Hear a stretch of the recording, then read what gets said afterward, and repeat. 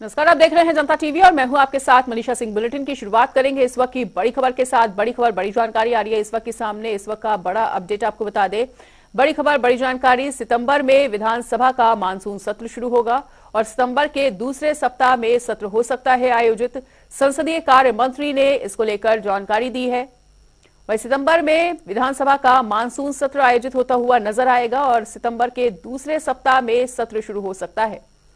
तो ये इस वक्त की बड़ी खबर, बड़ी जानकारी। संसदीय कार्य मंत्री ने इसको लेकर आग्रह भी किया है, जानकारी दी है और सितंबर में विधानसभा का मानसून सत्र प्रदेश में होता हुआ नजर आएगा और सितंबर के दूसरे सप्ताह में सत्र शुरू हो सकता है। संसदीय कार्य मंत्री ने इसको लेकर जानकारी दी है और ये इस वक्त की बड़ी खबर, बड़ी जानकारी। सितंबर में विधानसभा का मानसून सत्र होने की संभावना जताई जा रही है और सितंबर के दूसरे सप्ताह में यह सत्र शुरू हो सकता है। संसदीय कार्य मंत्री ने इसको लेकर तमाम जानकारियों को भी साझा किया है और सितंबर में मानसून सत्र होने की आशंका बनी हुई है। संसदीय कार्य मंत्री ने इसको लेकर जानकारी दी और सितंबर में विधानसभा का मानसून सत्र शुरू हो सकता है। तो ये इस वक्त की अहम जानकारी आपको बता रहे हैं, जहां सत्ता पक्ष और विपक्ष दोनों ही मानसून सत्र को लेकर अपने अपने मुद्दों को लेकर तमाम रणनीति तैयार करते हुए, वहीं संसदीय कार्य मंत्री ने इस बात की जानकारी दी है कि सितंबर में मानसून सत्र शुरू हो सकता है और सितंबर के दूसरे सप्ताह में मानसून सत्र शुरू होने की संसदीय कार्य मंत्री ने बात कही है। तो ये इस वक्त की बड़ी खबर, बड़ी जानकारी आपको बता रहे हैं। संसदीय कार्य मंत्री ने इसको लेकर तमाम जानकारी को साझा भी किया है, आग्रह भी किया है और सितंबर के दूसरे सप्ताह में मानसून सत्र के शुरू होने की उनके द्वारा बात कही गई है। तो सितंबर में विधानसभा का मानसून सत्र शुरू होने की बात सामने आ रही है और आपको बता दें कि इसको लेकर संसदीय कार्य मंत्री ने तमाम जानकारी को मीडिया के साथ भी साझा किया और उनका साफ तौर पर कहना है कि सितंबर के दूसरे सप्ताह में मानसून सत्र शुरू हो सकता है। तो इस वक्त की बड़ी खबर, बड़ी जानकारी आपको बता रहे हैं। विधानसभा के मानसून सत्र से जुड़ी हुई बड़ी खबर, जहां सितंबर के दूसरे सप्ताह में विधानसभा का मानसून सत्र शुरू होने की बात कही गई है। संसदीय कार्य मंत्री ने इसको लेकर तमाम जानकारी साझा की और उनका साफ तौर पर कहना है कि सितंबर में विधानसभा का मानसून सत्र शुरू होगा। और इसी बड़ी खबर पर अधिक जानकारी के लिए नवीन का रुख कर लेते हैं, हमारे सहयोगी हमारे साथ जुड़े हुए हैं। तो नवीन, संसदीय कार्य मंत्री ने जानकारी दी है कि सितंबर के दूसरे सप्ताह में विधानसभा का मानसून सत्र शुरू हो सकता है। इसको लेकर क्या कुछ जानकारी आपके पास? जी मनीषा, निश्चित तौर पर सितंबर के दूसरे सप्ताह में विधानसभा सत्र का जो सत्र होना है, मानसून सत्र, उसकी कहीं ना कहीं कवायद अब शुरू कर दी जाएगी। जो संसदीय कार्य मंत्री हैं उन्होंने जानकारी भी दी है। तो कहीं ना कहीं विधानसभा सत्र को लेकर अब तैयारियों को भी पूरा करने का काम किया जाएगा। तमाम सारी जो व्यवस्थाएं हैं उसको भी दुरुस्त करने का काम किया जाएगा। कहीं ना कहीं मानसून सत्र है, क्या कुछ चर्चाएं होंगी, तमाम सारे विषय लाए जाएंगे उत्तराखंड के विकास को लेकर। तमाम सारे जो विषय हैं वह विधानसभा के पटल पर रखे जाएंगे और जो तमाम सारी स्वीकृतियां भी मिलेंगी। मानसून सत्र की तैयारियों को लेकर जो कवायद है उसे शुरू करने का काम कर दिया गया है। इसके साथ ही तमाम सारी व्यवस्थाओं को दुरुस्त करने का काम किया जा रहा है। ठीक है नवीन, तो सितंबर के दूसरे सप्ताह में मानसून सत्र शुरू होने की खबर मिल रही है। ऐसे में सत्ता पक्ष और विपक्ष की मानसून सत्र को लेकर क्या कुछ तैयारियां? देखिए, अभी जो सत्ता पक्ष और विपक्ष की बात नहीं की जाती है, जो संसदीय कार्य मंत्री हैं उनकी तरफ से जो जानकारी दी गई है, तो कहीं ना कहीं अब सत्ता पक्ष और विपक्ष का, क्योंकि जो विधानसभा सत्र चलता है तो चाहे विपक्ष हो या सत्ता पक्ष हो, लगातार सवाल भी उठाए जाते हैं, तमाम सारे विषय भी निकाले जाते हैं। चाहे उत्तराखंड से, राज्य से तमाम सारे मुद्दों को जोड़ने का काम किया जाता है और तमाम सारे विषय सदन के पटल पर रखे जाते हैं। हालांकि अभी जो सत्ता पक्ष और विपक्ष का जो है जो विधानसभा सत्र है उसको लेकर अभी कोई प्रतिक्रिया नहीं आई है, लेकिन कहीं ना कहीं जो विधानसभा का सत्र है, इसका मानसून सत्र चलाने की जो बात है वो सितंबर मास तक शुरू करने की बात की जा रही है। ठीक है नवीन, तो इस तमाम जानकारी को हमारे साथ साझा करने के लिए आपका बहुत बहुत शुक्रिया। उधर देहरादून सचिवालय में मुख्यमंत्री पुष्कर सिंह धामी ने बैठक की है और सीएम धामी ने आवास और शहरी विकास विभाग की ओर से सशक्त उत्तराखंड एट 2025 से संबंधित कार्य योजना और संचालित कार्यक्रमों की समीक्षा की। इस दौरान मुख्यमंत्री पुष्कर सिंह धामी ने कहा कि हर साल प्रदेश में आने वाले लाखों पर्यटकों और श्रद्धालुओं के लिए की जाने वाली व्यवस्थाओं को ध्यान में रखते हुए योजनाओं के क्रियान्वयन पर ध्यान दिया जाए और साथ ही मुख्यमंत्री पुष्कर सिंह धामी ने विकास प्राधिकरणों के माध्यम से आवासीय भवनों के नक्शों की स्वीकृति की व्यवस्थाओं को सुगम बनाए जाने के लिए सिंगल विंडो सिस्टम की व्यवस्था बनाए जाने के भी निर्देश दिए हैं। उधर कांग्रेस नेता राहुल गांधी जल्द चुनावी शंखनाद करने के लिए उत्तराखंड की यात्रा पर आने वाले हैं और ऐसे में उत्तराखंड कांग्रेस उनके स्वागत के लिए अभी से तैयारियों में जुटा हुआ है। तो आपको बता दें कि राहुल गांधी की इस यात्रा को लेकर बीजेपी कांग्रेस पर लगातार हमलावर है और भाजपा प्रदेश अध्यक्ष ने राहुल गांधी और कांग्रेस को पदयात्रा नहीं बल्कि चारधाम यात्रा करने की सलाह दी है। वहीं दूसरी ओर यूकेडी ने कांग्रेस का समर्थन भी किया, जिस पर कांग्रेस प्रवक्ता राजेंद्र बिष्ट ने कहा कि ये फैसला यूकेडी और उनके प्रदेश अध्यक्ष का है कि ये उनकी पार्टी का निजी मामला है, इससे हमें कोई भी लेना देना नहीं है। तो उत्तराखंड कांग्रेस पूरी तरह से तैयार है राहुल गांधी के उत्तराखंड दौरे को लेकर। उधर मुख्यमंत्री पुष्कर सिंह धामी ने रुद्रप्रयाग, पौड़ी, नैनीताल और उधम सिंह नगर के जिलाधिकारियों से फोन पर बातचीत की और अतिवृष्टि और जलभराव की स्थिति का उनके द्वारा जायजा लिया गया। मुख्यमंत्री ने जिलाधिकारियों को निर्देश दिए हैं कि आपदा की दृष्टि से संवेदनशील स्थानों के लोगों के लिए पहले से समुचित व्यवस्थाएं रखी जाएं और सीएम धामी ने फोन पर वार्ता करते हुए अतिवृष्टि और जलभराव की स्थिति का उनसे जायजा भी लिया। अतिवृष्टि से प्रदेश के अधिकांश जनपद प्रभावित हुए हैं। उसमें हमारा पौड़ी का कोटद्वार का क्षेत्र है, रुद्रप्रयाग क्षेत्र का गुप्त काशी और गौरीकुंड का क्षेत्र है, उत्तरकाशी का आराकोट से लेकर पुरोलाक वाला क्षेत्र है, नैनीताल का हल्द्वानी, काठगोदाम, रानीबाग वाला क्षेत्र है, उधम सिंह नगर में काशीपुर, बाजपुर, सितारगंज, खटीमा, ये सारे ही स्थान जलमग्न हुए हैं। जगह जगह पर भूस्खलन हुआ है, सड़कें बही हैं, कहीं पर पुल बह गए हैं। उधर विधानसभा बागेश्वर में होने वाले उपचुनाव को लेकर भाजपा और कांग्रेस के बीच घमासान शुरू हो गया है और कैबिनेट मंत्री स्वर्गीय चंदन राम दास के विकास कार्यों को लेकर दोनों दलों के बीच कांटे की टक्कर देखने को मिल रही है। बागेश्वर से भाजपा जिला अध्यक्ष इंद्र सिंह फरसवाण का कहना है कि लगातार 4 बार विधायक रह चुके चंदन राम दास के नेतृत्व में विधानसभा बागेश्वर के अधिकतर गांव में विकास का संचार हुआ है, जिस पर पलटवार करते हुए कांग्रेस जिलाध्यक्ष भगवत डसीला ने कहा कि पूर्व विधायक ने केवल अपनी विधायक निधि बांटने के अलावा और कोई काम नहीं किया। कि देखिए, आज तक प्रत्येक जन ने बहुत परेशानियां इससे पूर्व झेली हैं। लोगों को पैदल जाना पड़ता था, स्कूल तक बच्चों को पैदल जाना पड़ता था, हमारे बुजुर्ग महिलाओं को कोई बीमार हो जाता था, उनको डोलियों से रोड तक लाने में काफ़ी दिक्कतें होती थी। माननीय मंत्री जी द्वारा हमारे बागेश्वर विधानसभा में कोई गांव ऐसा नहीं छूटा, इक्का दुक्का जहां बहुत बड़ी परेशानियां होती थी, उसके अलावा कोई गांव ऐसा नहीं छूटा कि जहां उन्होंने रोड नहीं पहुंचाई। और विद्यालय देखो आप, विद्यालयों में कोई जगह विद्यालय ऐसे नहीं है जहाँ भवन नहीं बने, अन्य जो विकास होते हैं वो छोड़े गए। मंदिर देखिए आप, प्रत्येक अपने विधायी निधि से मंदिरों का स्थल विकास किया गया, उनके द्वारा भव्य और भी कई बड़ी बड़ी योजनाएं उनके द्वारा की गई। अभी आप विगत दिनों देख रहे थे रोडों के समय, अभी भी उनके द्वारा जो फाइलें चलाई गई थी, अभी भी बड़ी संख्या में वो कार्य स्वीकृत हो रहे हैं। माननीय मंत्री जी ने इतना विकास किया है, जनता उनको अपना मत जो है श्रद्धांजलि के रूप में देने के लिए बिल्कुल आतुर है।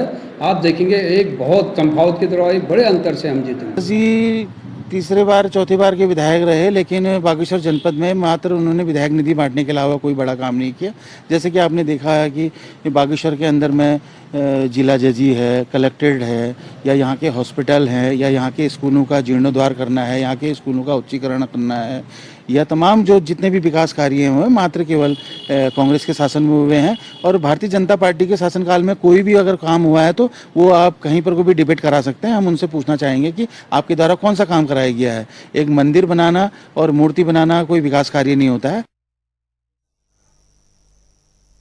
और यहाँ पर रुकेंगे एक छोटे ब्रेक के लिए।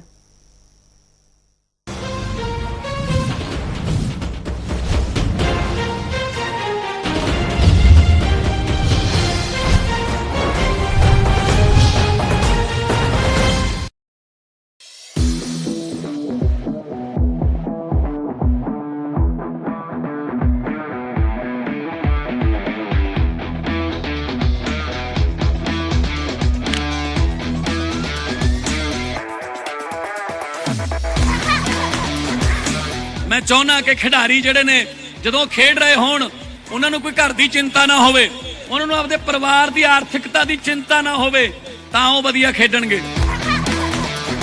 ਬਾਕਸਿੰਗ ਦੇ ਆਧਾਰ ਤੇ ਮੇਰੀ ਬੇਟੀ ਨੇ ਸਾਡੀ ਜ਼ਿੰਦਗੀ ਸਾਰੀ ਬਦਲ ਕੇ ਰੱਖਤੀ। ਨਵੀਂ ਸਰਕਾਰ ਤੋਂ ਸਾਨੂੰ ਆਸ ਆ, ਭਗਵੰਤ ਮਾਨ ਜੀ ਨੇ ਪਿੱਛੇ ਵਤਨ ਪੰਜਾਬ ਗੇਮਾਂ ਕਰਾਈਆਂ, ਸਾਡੇ ਵੀ ਬੱਚਿਆਂ ਦੇ ਮੈਡਲ ਆਏ ਆ, ਕਾਫੀ 11 골ਡ ਆਏ ਸਾਡੇ।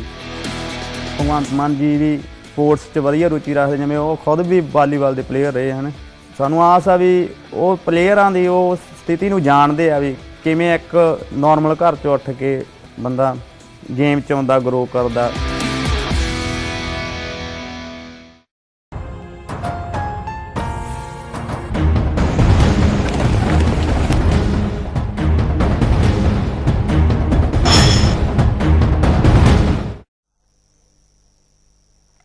ब्रेक के बाद स्वागत है और बढ़ेंगे अगली खबर की ओर। हल्द्वानी विधायक सुमित देश ने काठगोदाम में आपदा प्रभावित क्षेत्र का निरीक्षण किया और इस दौरान उन्होंने देवलढूंगा, नई बस्ती, कलसिया पुल समेत कई प्रभावित जगहों पर जाकर पीड़ितों से मुलाकात की है और हर संभव मदद करने का भरोसा भी दिलाया है।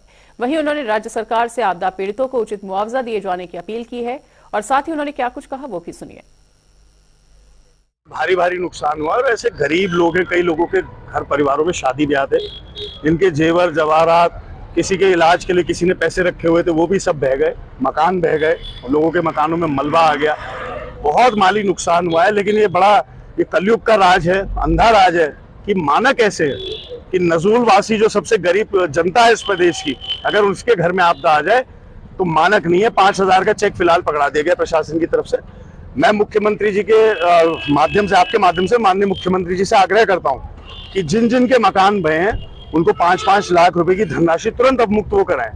तो ये अभी मद इस सरकार के पास पैसा होता है, वो कर सकती है।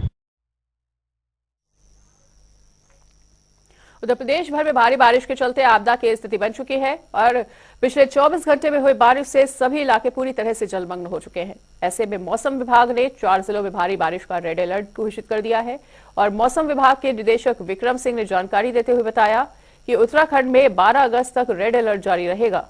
नैनीताल, चंपावत और आसपास के क्षेत्रों में भारी बारिश की संभावना भी है और साथ ही उन्होंने बताया कि आज शाम तक कई इलाकों में अत्यधिक बारिश होने की संभावना है। वेरी हैवी से एक्सट्रीमली हैवी, मतलब बहुत भारी से अत्यंत भारी वर्षा के लिए हमने वो रखा है ये डिस्ट्रिक्ट जो है। तो उसमें नैनीताल, चंपावत, उधम सिंह नगर और पौड़ी डिस्ट्रिक्ट रखे हैं। इसके साथ ही जो भारी से बहुत भारी वर्षा है उसमें देहरादून, टेहरी और इसी तरह अल्मोड़ा है या अंदर के जो डिस्ट्रिक्ट हमारे पिथौरागढ़, बागेश्वर, तो इनको रखा है। तो कहीं ना कहीं जो बारिश है इक्का दुक्का जगहों में इस तरह की जो एक्टिविटी वो मिल रही है। तो इसीलिए जो ये डिस्ट्रिक्ट्स हैं विशेषकर जिसमें रेड अलर्ट की मैंने अभी बात करी है, नैनीताल, चंपावत, यूएस नगर और साथ ही जो है पौड़ी डिस्ट्रिक्ट जो है, तो इनमें ज़्यादा संभावना है जो बहुत भारी से अत्यंत भारी वर्षा की बात है। तो आज रात, आज शाम में, कल सुबह तक को जो 8:30 बजे तक का पीरियड को लेते हैं हम लोग, आज 8:30 से लेके कल सुबह 8:30 तक का, तो ये 24 आवर्स जो है। तो अभी तक तो एक्टिविटी शुरू नहीं हुई, इतनी ज़्यादा नहीं हुई, तो इसका मतलब ये रात शाम में ही होनी है और रात शाम में और कम ड्यूरेशन में हो रही है एक्टिविटी जो है। जो थंडरस्टॉर्म सीवियर हो रहा है और जिसमें इस तरह की रेन ये मिल रही है, तो आप देखो 3-4 घंटे में इतनी बारिश हो जा रही है कि जिसमें एक्सट्रीमली हैवी रेंज तक हमको मिल रही, तो वो कहीं ना कहीं बिल्कुल वो नुकसान कर रही है। तो अगर डिस्ट्रिक्ट में भी बात करें, जैसे आप पौड़ी डिस्ट्रिक्ट की बात करिए, तो जो हिल्स से नीचे वाले जो एरियाज है उसी में ज़्यादा वो एक्टिविटी है। ऐसे ही नैनीताल में देखिए तो नैनीताल के जो नैनीताल और उससे नीचे के जो एरियाज है, जो नैनीताल सिटी है या उससे साउथवर्ड जो एरियाज है, उसमें ही ज़्यादा हो रही है, उसमें ही ज़्यादा संभावना है। या प्लेन्स में ठीक है, यूएस नगर में, या इसी तरह आपका जो है चंपावत डिस्ट्रिक्ट में बात करें। उधर काशीपुर के नेशनल हाईवे का ढेला पुल बुरी तरह से क्षतिग्रस्त हो गया है और स्क्रीन पर चलती हुई तस्वीरों में आप देखेंगे कि हाईवे किस तरह से जमीन में धंस चुका है। तो ये तस्वीरें भी आपके सामने, जिसमें आप साफ तौर पर देख सकते हैं कि किस तरह से ये हिस्सा क्षतिग्रस्त हो चुका है और हाईवे पूरी तरह से जमीन में धंस चुका है। वहां एक बड़ा गड्ढा है और आपको बता दें कि ढेला पुल रुद्रपुर और हरिद्वार को जोड़ने का काम करता था। इसके चलते अब दोनों का संपर्क टूट चुका है और ऐसे में पुलिस ने मौके पर पहुंचकर ट्रैफिक को डायवर्ट किया है। तो तस्वीरें देखिए कि किस तरह से ये क्षतिग्रस्त हुआ है और कोई भी बड़ा हादसा हो सकता है, इसीलिए अब यहां पर आवाजाही को रोक दिया गया है और इसके टूटने से 2 जगहों के संपर्क भी टूट चुके हैं। उधर हल्द्वानी में लगातार बारिश के बाद शहर में पेयजल सप्लाई करने वाला फिल्टर प्लांट बंद हो गया है और दरअसल फिल्टर प्लांट में सिल्ट भर गई है। जिस वजह से पेयजल व्यवस्था भी बाधित हुई है। और आपको बताना चाहेंगे कि हल्द्वानी में रोजाना पेयजल के लिए 37 MLD पानी की जरूरत होती है, जो कि पूरी तरह से गौला नदी पर निर्भर है। वहीं इस पर डीएम वंदना सिंह ने कहा कि जेसीबी लगाकर फिल्टर प्लांट से सिल्ट को साफ कराया जा रहा है। रेस्टोरेशन है वो वर्क समय के साथ सभी कराए जाएंगे। पानी की आपूर्ति भी बहाल कराने की व्यवस्था करी जा रही है। अभी क्योंकि प्लांट प्रभावित हुआ है, उसमें नहर में जो कैनाल है, फीडर कैनाल, उसमें भी सिल्ट भर गई है, उसमें पोकलैंड लगाई गई है। सिंचाई विभाग को भी ये निर्देश दिए हैं कि जितनी भी पोकलैंड और जेसीबी मशीनें अवेलेबल हो सकती हैं सब जगह लगाई जाएं। और इसी खबर पर अधिक जानकारी के लिए हमारे साथ हमारे सहयोगी योगेश जुड़ चुके हैं। तो योगेश, अब भारी बारिश के चलते पेयजल की सप्लाई भी ठप होती जा रही है और लगातार जो प्रदेश है उसकी स्थिति चिंताजनक बनी हुई है, क्या कुछ जानकारी आपके पास? देखिए मनीषा, जिस तरह से परसों रात बारिश ने रौद्र रूप मचाया, उससे कलसिया नाले, रक्सिया नाले से बेहद नुकसान हुआ है। फिल्टर प्लांट की सप्लाई बंद हो गई क्योंकि वहां पर भारी बारिश से सिल्ट आ गया है। पेयजल सप्लाई पूरी तरीके से हल्द्वानी शहर की ठप हो गई है। इसके अलावा जिला मार्ग, मुख्य मार्ग और ग्रामीण मार्ग सहित 27 सड़कें अभी भी बंद है, जिन्हें खोलने के लिए लगातार प्रशासन की टीम प्रयास कर रही है, जेसीबी की मदद ली जा रही है। और दूसरी तरफ मैं आपको बता दूं कि अभी मौसम साफ है, लेकिन अगले 2 दिन और भारी बारिश का अलर्ट जारी किया गया है, जिसको लेके सभी लोगों को अलर्ट पर रखा गया है। एसडीआरएफ, एनडीआरएफ, जल पुलिस पूरी तरीके से मौके पर मुस्तैद है। बिल्कुल योगेश, और हम तस्वीरों में भी देख सकते हैं कि किस तरह से सिल्ट का भराव देखने को मिल रहा है और ऐसे में लोगों को काफी ज्यादा परेशानी हो जाएगी अगर इस पेयजल सप्लाई को जल्द से जल्द सुचारू नहीं किया गया। डीएम वंदना सिंह का क्या कुछ कहना है कि कितनी जल्दी इस सिल्ट को साफ किया जाएगा? देखिए, बारिश ने तो आम जनजीवन पूरी तरह से वैसे ही अस्त व्यस्त कर दिया था, लेकिन दूसरी जब जहां पेयजल सप्लाई ठप हुई है, लोगों की परेशानी इससे और बढ़ गई है।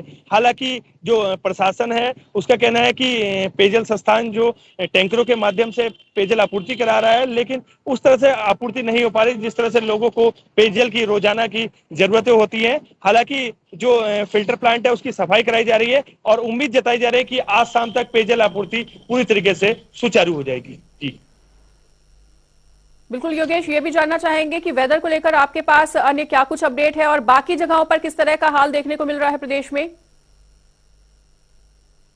देखिए, 12 तारीख तक मौसम विभाग ने अलर्ट जारी किया है, भारी बारिश की संभावना जताई गई है, जिसको देखते हुए आज जो है हल्द्वानी में मौसम खुला हुआ है। पहाड़ों में भी आज कोई ऐसी बारिश की संभावना नहीं आई है, लेकिन बारिश ने जो है उत्तराखंड को बहुत बड़ा संकट में एक डाल दिया है। करोड़ों का नुकसान हो गया, जगह जगह सड़कें बंद हो रही, मलबा आ जा रहा। हल्द्वानी की मैं बात करूं, कलसिया नाले से 6 से ज्यादा मकान जो है जमींदोज हो गए हैं। 1 दर्जन से अधिक मकानों में दरारें आई है। राहत बचाव कार्य में प्रशासन की टीमें जुटी हैं, लेकिन अब भी लोग परेशानी और डर के साए में जीने को मजबूर हैं। जी ठीक है योगेश, तो इस तमाम जानकारी के लिए आपका बहुत बहुत शुक्रिया।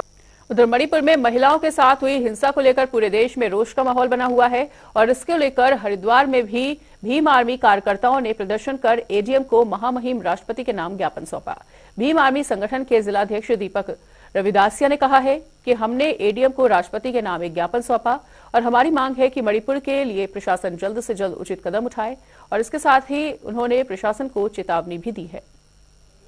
ज्ञापन जो है भीम आर्मी जय भीम उत्तराखंड एक सामाजिक संगठन के माध्यम से दिया गया है, जिसमें मुख्य मांगे हैं कि मणिपुर में जो हिंसा आदिवासी और दलित समाज के लोगों द्वारा आरक्षण की मांग को लेकर के 2 गुटों में जो झड़प हुई है, उसको इतना बड़ा तूल सरकार के संरक्षण पाए हुए कुछ लोगों द्वारा दिया गया है कि जिसमें महिलाओं को निवस्त्र घुमाया जा रहा है। ये बेहद निंदनीय घटना।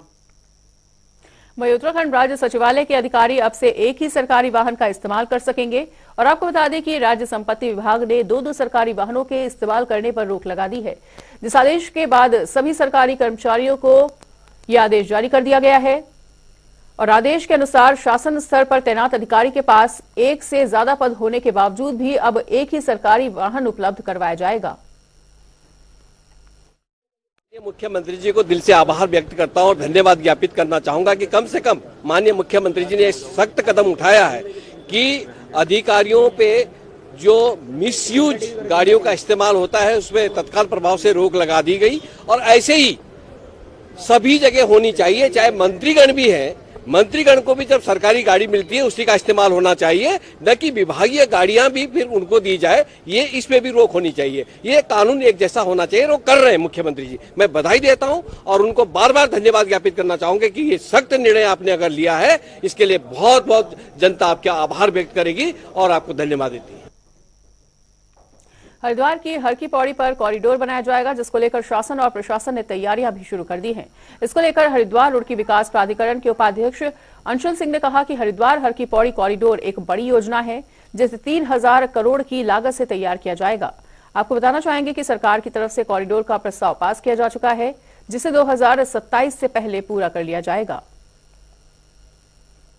पौड़ी कॉरिडोर में देखिए, ये एक बड़ी परियोजना है। इसमें 3000 करोड़ तक की लागत रहेगी हमारी। इसमें अभी शासन स्तर पे डिस्कशन चल रहा है और मोस्ट प्रॉब्ली एक स्पेशल पर्पस व्हीकल या उसी के तरीके का कोई एडमिनिस्ट्रेटिव आर्किटेक्चर बनेगा, जिसमें डिस्ट्रिक्ट से वीसी और जिलाधिकारी उसमें मेंबर रहेंगे और शासन में मेंबर ऑफ प्लानिंग कमीशन आवास विकास विभाग के सचिव साहब, वो भी उसमें या तो चेयरमैन रहेंगे या फिर मेंबर सेक्रेटरी रहेंगे। ये जो एक बार आर्किटेक्चर जैसे ही डिसाइड हो जाएगा तो हम टेंडरिंग फेज पे जाएंगे, जिसमें हमें पहले कंसल्टेंट्स हायर करने पड़ेंगे जो इस प्रोजेक्ट को पूरा मॉनिटर करेंगे, एक हमें ड्राफ्ट बनाकर देंगे, तो उसके बेसिस पे फिर हम कामों की टेंडरिंग करेंगे। इसमें हम लोग का प्लान ये है, अगले कुंभ से पहले जो 2027 में हमारा है निर्धारित, उससे पहले इस योजना को हमें खत्म करना। राष्ट्रवादी जन लोक शक्ति पार्टी के राष्ट्रीय अध्यक्ष शेर सिंह राणा रुड़की पहुंचे, जहां उन्होंने नूह की घटना पर अफसोस जताया। उन्होंने कहा कि नूह में हुए दंगों की मैं घोर निंदा करता हूं और इसके साथ ही उन्होंने लोगों से शांति कायम करने की अपील भी की। देखिए, मेरा ये कहना है कि जो हमारे बहुत सारे संगठन है, बजरंग दल है, विश्व हिंदू परिषद है और भी अनेक संगठन है, वो लोग क्या चाहते हैं? क्या वो वही चाहते हैं जो पाकिस्तान की ISI या जो चाइना की एजेंसी है वो चाहते हैं हमारे देश में? अगर आप इस पर थोड़ा सा विचार करेंगे तो पाकिस्तान की जो एजेंसियां हैं वो फिलहाल इस वक्त के बुलेटिन में इतना ही। खबरों का सिलसिला लगातार जारी है, देखते रहिए।